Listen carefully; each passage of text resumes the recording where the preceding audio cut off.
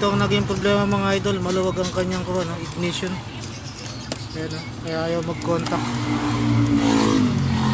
Ayan, ayaw mag-contact, ayaw walang ignition.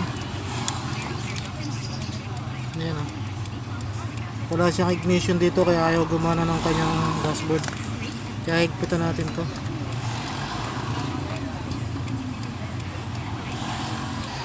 Ayan, higpitan natin mga idol. Ayan, ayan, meron na siyang ignition.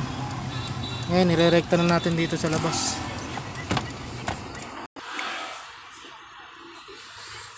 Ayan mga idol, gumagana na siya.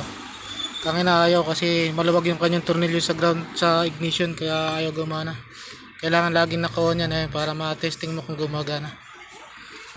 Yan mga idol, yan naman ang problema niya ngayon, yung kanyang temperature sender. Yan na may problema, sira, kaya nakaangat siya ng sagad. Yan ang papalitan natin.